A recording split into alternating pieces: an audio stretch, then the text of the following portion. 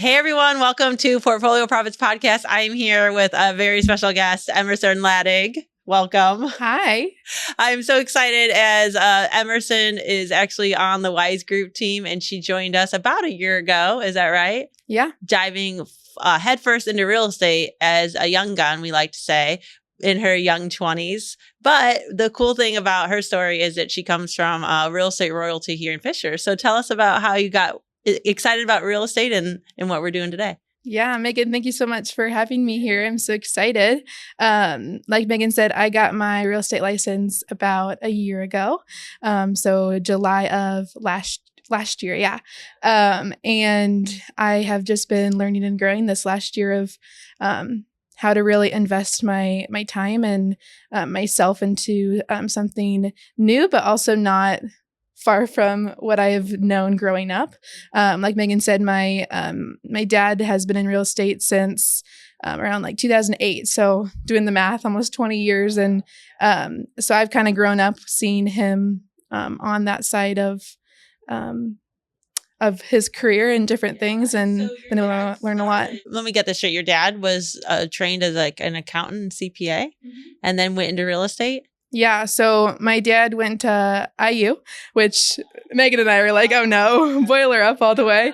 But he graduated from Kelley School of Business in accounting, finance, and then he became a CPA for a couple years. And then his story is always he read the book Rich Dad, Poor Dad, and learned how to get out of the rat race, pretty much, of how to use your time and your money for good and how to invest and grow so that you can get out of the race of going to that 9-to-5 job every day. So that kind of changed his thought process, and he started investing in some properties, and now he has a growing business, and he was able to get out of the rat race, as we would say.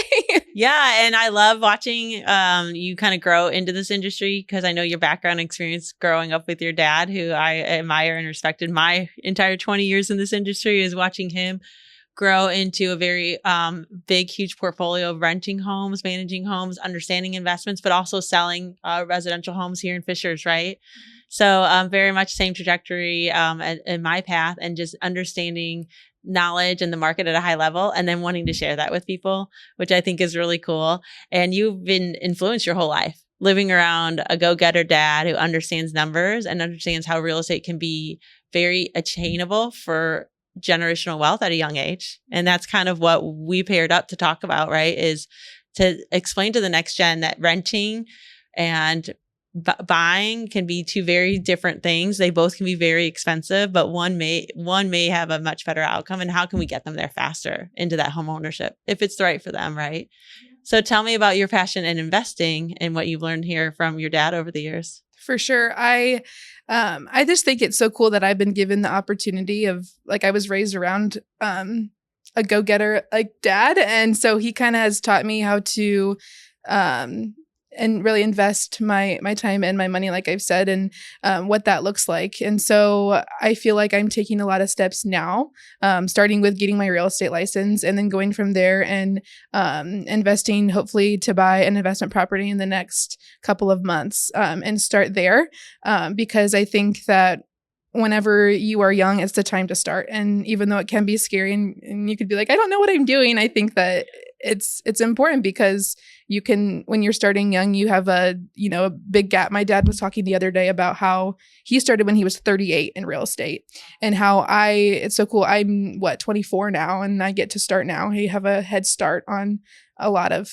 things. So what I think is, you're going to take all this knowledge that of 20 years of your dad's expertise, and now you're executing at a younger age. And I'm sure he's so proud of you. And I'm so proud that I get the chance to coach you and teach you along the way. It was really neat for him to reach out and say, my daughter's graduating Purdue soon, and she's going to get a real estate license. And I told her, you'd be the one to go to. And it meant so much to me. And so I think in this industry, we always try to work together as realtors and brokers, because we want the best for our clients, and we want a win-win or no deal, right? And I feel like your dad always lived by those values, and that's why he's been successful too. So tell us about investment property at a young age. we are talking to 20-year-olds, even 30-year-olds. Let's get out of the rat race and also maybe stop renting. How can we build equity? We can build wealth through real estate at a young age. There's many ways. You can house hack. You can borrow other people's money. You can take over existing loans. You can talk to a wholesaler. There's a lot of ways that we talk about all the time here at work. But tell us about, for you, what's your idea as, a young professional? You want to start investing. And so are you going to buy a single family home? Are you going to buy a condo, a townhome? What are your thoughts on that first investment? What should it look like? I think a big thing that I have learned just throughout the time of being in real estate is to buy something that is going to bring you back that income. So if I'm investing, then I want to get back the money that I'm paying for that. And so there's multiple ways. I know you brought up house hacking, which I think is a great way to get started. If you have people that you would want to live with, you could buy a house, an investment property, a single family home that allows you to do that. And then you could pretty much rent it out to a couple of roommates. So you could have a friend living in one room, another friend in another room, and then you living in another room, and then your friends could be paying your rent, which is a great way, or paying your mortgage through a way of rent. And so that's a great way to kind of build up that income and make money back from what you are putting down as the mortgage. So I think that's a great way. I think for myself, I would love to start investing in like new builds. And I think that would be a great start of building those as rentals. Just, I think that there's a lot popping up and a lot of good deals, I feel like, that have to do with new construction. And I think starting with a single family home and then hopefully making that an investment property that I'm able to rent out to someone would be a great start. So yeah, I love that. And I think a lot of people don't realize your first house is not your forever house. It's an investment into yourself. And with the house hacking portion of it, your friends, instead of paying a rent, $1,000 or $800 rent, maybe $1,200 rent for a small apartment, they can pay you maybe some of that or a portion of that along with another friend. And that can almost cover a mortgage. And so if you're able to be, a saver and responsible and build up a small down payment, which could be the smallest we can see is 3.5% to 5% down for a purchase, which means if the house was $200,000, client would need to put at least 5% down, right? Or maybe 3.5%. And in some cases, if you are a nurse professional or doctor professional, we can find loans for 0% down. So that's also really exciting. Any kind of a doctorate program, we can try to find some doctor loans with 0% down. So there's ways to get into homes at a very low cost. And then you can use your house hacking ways, renting the rooms to your friends. They have a nicer home. They have a bigger yard. They have a garage space. So there might be a win-win there. And then for your purchase of a single family home, you would ideally want to rent it out, or do you think you'd move into it first? I think I've kind of teeter-tottered on what I would do. And I think I would start, I had imagined that I wanted to live in it first, but I think with my own situation where I'm at right now, I would just want to start renting it out and then go from there. And with like a rental income that is covering my mortgage, being able to just grow from that and getting that that easy income of I'm not really doing much, but I'm still like profiting from that. Yes. And we talk about many ways one single family investment property or rental home can provide money to you, whether it's through taxes, depreciation, or cash flow. And so for you and in our instance, what we're talking about is cash flow. So if your mortgage is on, let's say, a new construction home, which I just did one for an investor, it was about $400,000, and the tenant is going to be paying $4,300 a month. So the bedrooms count was 4 bedrooms on there. And it's a good rule of thumb to think you could probably earn about $800 to $1,200 a door. So if you have 3 bedrooms, you can do the math. Or if you have 4 bedrooms, that's a good low key rule of thumb here in Hamilton County, at least. It changes a little bit in Marion County and all over. But we know these kind of details because we talk about it all the time in our meetings. And so for you, if you found a 3 bedroom or a 4 bedroom home, you can maybe think you could get almost $3,000 or $4,000 a month. And our idea would be that your down payment and your mortgage would be less, maybe perhaps $1,800 or $2,000 a month. So that cash flow, that difference is you save it every month, keep it for emergency stash if then a roof goes or if there's an HVAC issue. But regardless, then your idea is to save that overage, that cash flow, and then earn enough to have a down payment to buy another house. And I think a lot of things, so sometimes people don't think about too, whenever you have a property that's an asset.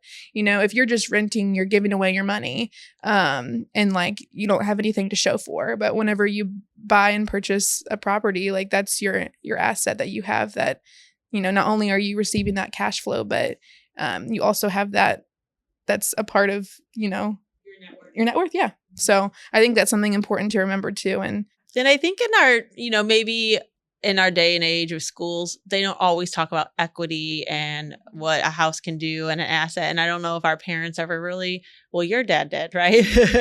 And my dad, thank Lord he did. In his ways, he explained it. But even as young people, and I tried to explain it to my kids, you don't really wrap your head around equity and bank and mortgage. And they hear me talk all the time. And I try to explain the bank and the mortgage is the loan against the house, right? So it takes years to figure this out. So we know people want to invest, or they have some money and they're living with their parents, or they have a couple of friends, they want to go in and buy a house. We can structure that. So it's a trust. We can structure it for an LLC. We can structure it under one person and the others are tenants. There's a lot of creative ways to make it work. I just think your voice here in Fishers and in Hamilton County is to showcase that it can be done and it's not that scary, because you also have 20 years of your dad's experience of watching him build portfolios for other clients and for himself. You just mentioned that you and your dad went in on looking at a package of 11 homes or purchasing about 11 homes. Is that right? Yeah. And then the idea is, regardless of that cash flow, if you bought let's say one of those homes was $200,000 in a year or two, we would guess that would increase, right, to 210 to 220. And eventually your appreciation of that asset is also a way to make money on the house, not just that cash flow. So, my very first rental property I bought was about $100,000. And right now the asset is worth about $275,000. So that is appreciation between what I bought and what it could be sold for. Less expenses, but also then I have that rent income that has been coming in on that property for about 8 years now. So that is your goal, right? Yeah. That's what we're trying to do. Yes, that is. Yeah. And I think, like I said, I'm very lucky that I, was raised the way I was to understand this now. But I think my biggest thing is, it seems like it can't be daunting or scary, but just to go do it. Because I feel like if you wait, then you're going to be 38 like my dad and be like, well, why didn't I start this when I was 24? And so I think, you could be taking a risk, but it's like your risks are going to outweigh themselves eventually. And, there's nothing I feel like that could hurt you in investing in real estate. I that's what I personally think. And so I think just starting young and not being afraid to take the risks. It's all in your head. The scared feeling, the overwhelmed feeling as a young person, if your parents didn't explain or college or life didn't really understand how this all works, that's okay, because that's normal. We've learned. And to come and call you, especially if you want to get handheld on the process, you're doing it yourself. And I think that shows such a great level of expertise, is that you're doing it yourself this year in the next couple months, and you'll be able to explain what did go wrong, because there are always things that can go wrong or did go wrong, but it's about working with professional experts that can handle the controllables. So the minor inconveniences that do come up on these kind of things, you're looking ahead and you're assuaging them by being a smart buyer, and you're a smart buyer by working with us, right? With Wise Group, or even with your dad. He knows all the tips. So it's hard to read a book or to listen to a podcast and go, I'm going to just start investing. Yeah. You kind of have to be with someone, and we do our meetings where on Tuesdays, and we also do the last Thursday of the month, we talk solely just about investing. And so we encourage all of our friends and family and clients to come. And I think what is exciting to watch you do is, once you do it once, you'll be able to share with your friends and family and get them to want to invest as well. There are exit strategies in real estate. Things can go wrong, but if you have enough of the right stakeholders watching your transaction and understanding the asset, then it's a very, very safe, conservative place to invest in. As you know, right? And we just got the best place to live, and second best, right? Yeah. What do you think about that? It's still the best. Yeah. No, I grew up. So like Megan said, I grew up in Fishers, and I love being raised here. It's just a great area, and it's definitely boomed and grown. And I've stuck around. We I have my own place now in Fisher. So that's super exciting as I hope to stay put. It is a great place to live and raise your kids as I was raised. Yeah, you're a great example of what Fisher's like can do, turning into like a young girl into this young professional boilermaker, young savant investor. But like, yeah, I wish I would have started at 24. I started at 28. And so it's really fun. We encourage anybody in their 20s to get started because you're going to make mistakes. But when you're doing it with people that want to see you win and have fun along with it, your money's protected.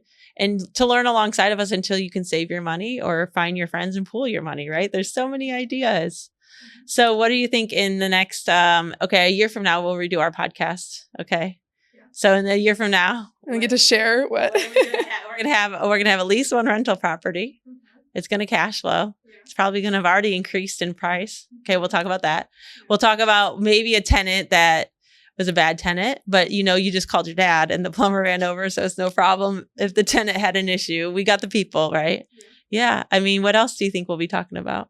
I think just the process of, okay, now I've, I have that investment property. How do I go about, purchasing another property and what does that look like? I think also just, I hope to be talking about all the different things that I've learned because like you said, I don't think you can go wrong in real estate, but when you have those people that are there and that expertise to get you through transaction and things like that, like it's all going to be worthwhile. But, talking about those challenges because they're still there. So discussing that as well. It's never easy, but I love that you're taking on your dad's like end the rat race at such a young age. And that's such a theme that Wise Group has is just like end the rat race and create generational wealth for yourself and for your family because it can be done. Right. And it's really exciting that we live in a city that is so safe and is affordable. We still have the 1% rule. Even though inflation has hit us, we still can buy homes that allow the 1%, which means that your rental rate can match at 1% of the purchase price. So if you're going to purchase a $300, you're going to at least get a $3,000 a month. And that's very achievable in and around the city. So we're going to watch you do it. We're going to have you talk about it a lot. Okay. Because I think you could be such a good inspiration for those young professionals around here that are like, how I want to do that, but where do I get started? Yeah. Call you.